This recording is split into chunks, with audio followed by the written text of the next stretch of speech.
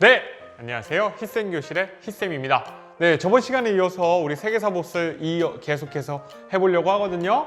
우리 세계사 보스 여기까지 했어요. 바로 인도사까지.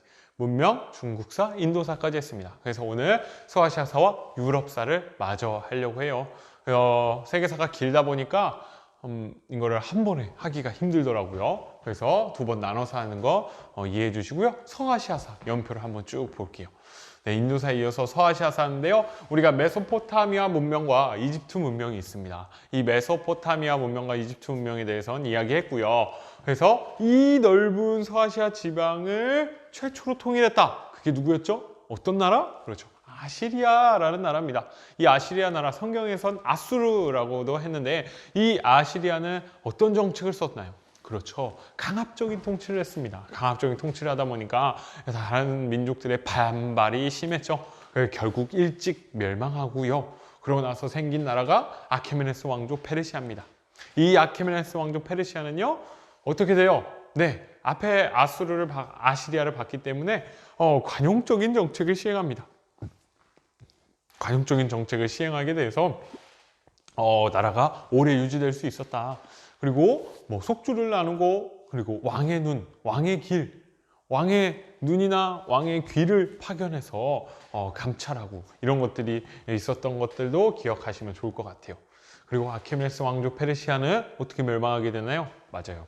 알렉산드로스 대왕의 군대에 의해서 멸망하게 되고요. 그리고 알렉산드로스 제국은 금방 또 분열되거든요. 그러고 나서 파르티아 왕조가 이곳에서 성립해서 큰 나라를 이루고요. 그리고 또 지나서 사상 왕조 페르시아가 400년 후에 다시 일어나서 이 지역을 다시 먹게 됩니다. 아르케메네스 왕조 페르시아를 잇는 사상 왕조 페르시아라고 보시면 되고요. 그리고 이 페르시아 때는 조로아스터교가 국교화됐다라고 기억하시면 좋을 것 같아요. 그러고 나서요, 계속해서 이 나라들은 로마와 마찰이 있었고요. 헤지라라는 것이 나옵니다.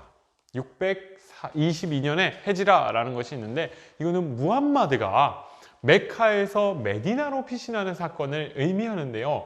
헤지라라는 것은 이슬람 세력이 본격적으로 일어나게 되는 것이라고 보시면 됩니다. 무함마드가 천사의 계시를 받아서 이슬람교를 창시하고 메카로 다시 정복하면서 아라비아 반도를 통일합니다. 이때를 정통 칼리프 시대라고 이야기를 하잖아요. 그 정통 칼리프 시대 때 아라비아 반도 이상을 서아시아에서 상당히 큰 나라를 만들어 가고요. 우마이야 왕조가 성립되면서 더 넓은 영토를 차지하게 됩니다. 이 우마이야 왕조는 아랍인 우월주의를 시행했습니다. 그러다 보니까 비아랍인들에게 어떨까요? 맞아요. 차별이 있을 수밖에 없어서 반발이 일어나 우마이야 왕조도 얼마 가지 못해서 아바스 왕조가 성립됩니다. 이 아바스 왕조는 비아랍인에게도 이슬람 교를 믿는다며 지원해주는 정책을 시행해서 더욱더 넓은 영토와 그리고 오랫동안 안정적으로 통치할 수 있었다라고 보시면 됩니다. 그리고 당나라랑도 싸웠던 게 있죠? 그게 무슨 전투? 맞아요. 탈라스 전투 기억하시면 좋을 것 같아요. 그리고 우마이야 왕조가 밀려나서 이베리아 반도, 지금의 스페인으로 넘어가서요. 후 우마이야 왕조를 설립하고요. 그러고 나서 여기 아바스 왕조가 쭈그러들고요. 셀주크 티르크가 번성하기 시작합니다. 튀르크라는 종족은요. 돌궐. 우리 기억나시나요? 당나라 위에 있던 돌궐이라는 그 민족들이 넘어와서 이어진 걸로 추정하고 있어요. 그래서 셀주크 티르크가 건국되면서 이쪽에 서아시아를 점령하기 시작해요. 심지어 예루살렘을 점령하고 유럽 세력들의, 그리스도교 세력들의 침입을 막습니다. 왜냐하면 이 사람들도 이슬람을 받아들였기 때문이에요. 그러다 보니까 나중에 십자군 전쟁이 발생하게 되는 것도 이때 이야기고요.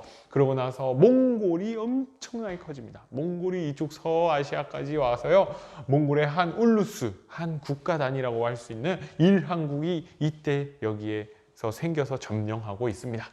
그리고 티무르 왕조가 이 일한국이 멸망하고 나서 우리는 칭기스칸을 잇는 나라다라고 하면서 그 티무르 왕조가 설립된다라고 보시면 됩니다. 오스만 왕조도 여기서 같이 있었는데요.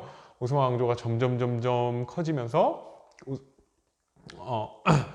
유럽 세력을 견제하고요. 주변의 서아시아를 점령하고요. 그리고 이슬람 세력을 규합하면서 엄청나게 강인한 세력이 되어집니다. 그래서 이 오스만 제국은 심지어 동유럽의 최강자였던 비잔티움 제국을 멸망시키게 돼요. 비잔티움 제국을 멸망시키는 것으로 끝나는 것이 아니고 계속해서 유럽 쪽으로 진출하고 지중해 유역을 장악하면서 지중해 무역 그리고 동양과 서양을 잇는 중개 무역에서 아주 큰 이득을 보는 나라가 됩니다. 그렇게 잘 나가던 오스만 왕조도 나중에는 문제가 생기는데요. 이때부터 3학년 때 배울 내용입니다. 탄지마트라는 개혁이 오스만의 근대화에 대한 신호탄이라고 보시면 되니까요. 이 은혜개혁이라고 하는 탄지마트 3학년 때 선생님과 같이 배워보도록 할게요. 그러면 이제 유럽사에 대해서 보도록 하겠습니다. 유럽사 어마어마합니다. 유럽사는 정말 많은 내용인데요. 간단하게 한번 볼게요. 첫 번째로 에게 문명의 출현입니다. 에게 문명의 출현. 에게 문명이 뭐였나요? 맞아요. 크레타 문명, 미케네 문명 이런 것들이 있었고요. 그리고 그리스로 와서 폴리스들이 등장하기 시작합니다. 이탈리아 반도에도 유명한 폴리스 로마가 이때 건국되기 시작했어요.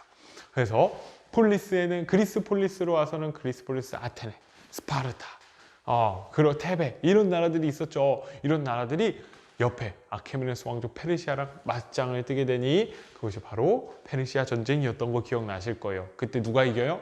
네, 엄청나게 큰 페르시아보다 그리스, 정말 작은 그리스가 승리하게 되는 이야기가 있고요. 그로 인해서 델로스 동맹과 나중에 펠로폰네소스 동맹과의 맞짱 이야기도 있었습니다.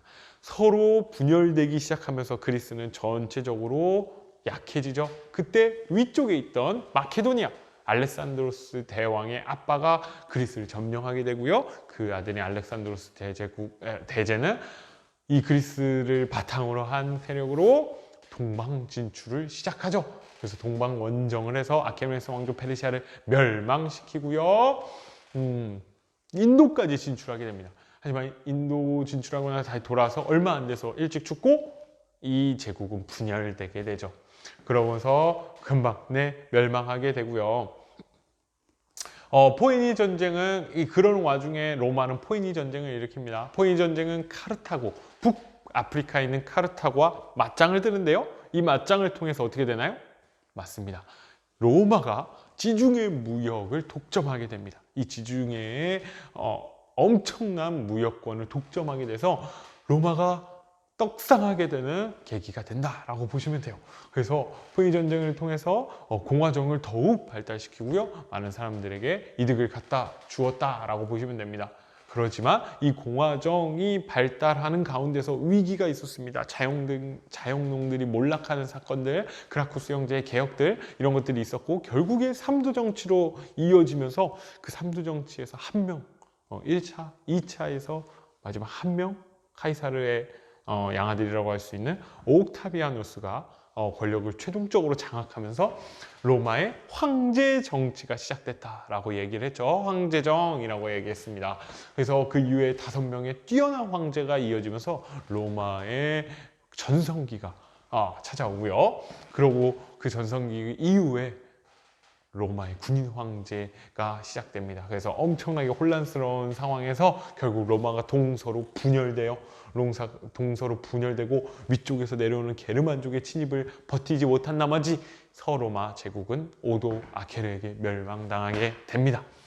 그러고 나서 이 서로마 제국을 멸망시켰던 게르만족의 한 분파인 프랑크 왕국이 성립되고요. 이 왕국은 오랫동안 유지되죠. 그래서 그 대표적인 가장 유명한 황제 카를루스 대제가 전성기를 이루면서 교황에게로부터 너는 이제 소로마 황제야 라고 하면서 소로마 황제의 대관까지 받게 되는 사건이 800년에 일어나죠.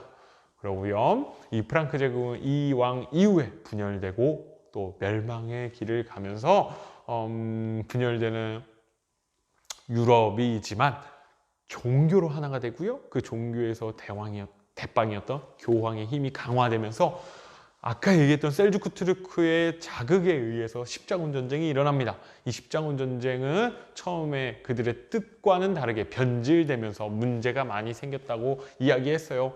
그러고 나서 기사 계급도 몰락하고 다양한 유럽에 큰 변화들이 생기고 백년 전쟁을 통해서 영주 단위의 지방 분권적인 영주 단위에서 영주 단위의 그런 성 중심의 권력 체계에서요, 왕을 중심으로 모이는 국민국가가 형성되기 시작하는 게 바로 백년 전쟁입니다. 영국과 프랑스가 100년 동안 맞짱을 뜨다 보니까 야, 우리가 하나로 뭉쳐야겠다. 뭐를 중심으로? 그렇죠. 왕을 중심으로 뭉치다 보니까 그런 의식들이 생겨났고요. 그리고 1492년 콜럼버스가 아이고 못 살겠다 하면서 아메리카, 난 인도를 찾아갈 거야 하면서 배를 타고 가죠. 그래서 결국 신대륙을 찾아내죠. 여기에서 신대륙이라는 말 위험하다고 그랬습니다. 뭔가 다시 생각해 봐야 된다고 했어요.